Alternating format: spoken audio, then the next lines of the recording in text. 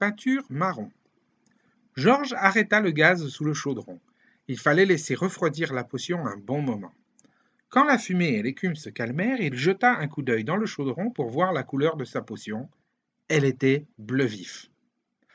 Ajoutons du marron, dit Georges. Si ma potion n'est pas brunâtre, grand-mère aura des soupçons.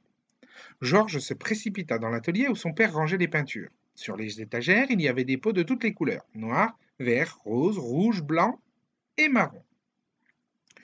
Il s'empara du pot marron.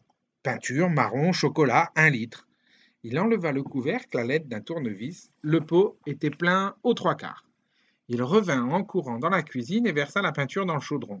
Maintenant, il était rempli à ras-bord.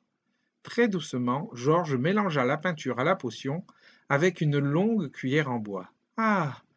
Elle devenait marron, un magnifique marron foncé.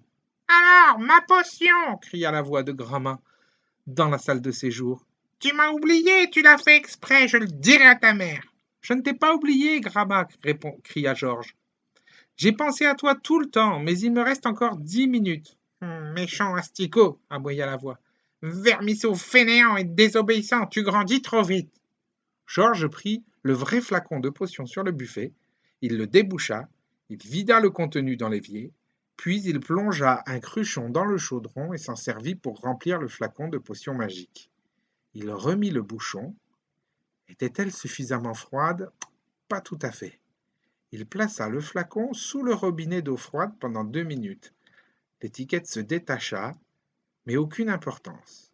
Il sécha le flacon avec un torchon. Maintenant tout était prêt. Oui, prêt. Le grand moment était arrivé. C'est l'heure de prendre ta potion, Grand'ma. Enfin, il me semblait bien. La cuillère en argent qu'on utilisait pour la potion de Grand'ma était posée sur le buffet. Il s'en saisit. Et c'est la cuillère d'une main et le flacon de l'autre qu'il entra dans la salle de séjour.